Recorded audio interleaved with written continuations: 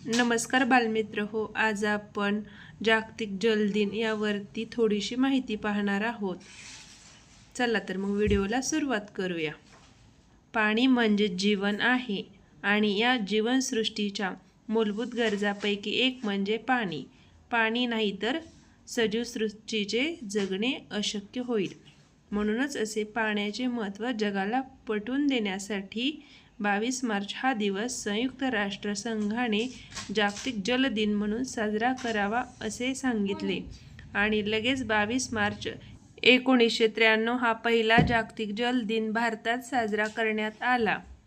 जल दिन साजरा करण्याचा मुख्य उद्देश म्हणजे प्रत्येक नागरिकाला शुद्ध पाणी मिळावे, पाण्याच्या स्रोताचे संरक्षण करणे, जनप्रबोधन करून जलसाक्षरतेचे महत्त्व पटवून देणे, जलयुक्त शिवार अभियान, विहीर पुनर्भरण तंत्र तसेच पाण्याचा अपव्यय टाळा हा यामागचा उद्देश देणे आहे।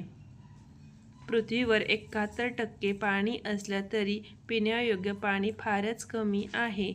बहुतांश पाणी समुद्रात आहे, जे पिण्यायोग्य नाही। ते अनेक क्षार मिसळले आहेत।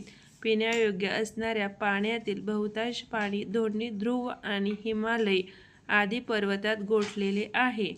त्याच्याशिवाय नदी, तलाव, विहीर, बोअरवेल इत्यादीमधील पाणी पिण्यायोग्य आहे।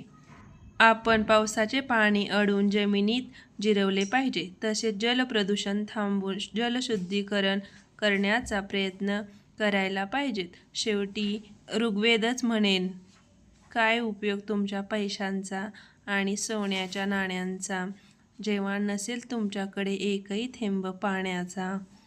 धन्यवाद मित्र हो, असेच नवनवीन आणि छान छान व्हिडिओ पाहण्यासाठी आपल्या चॅनलला सबस्क्राईब करा।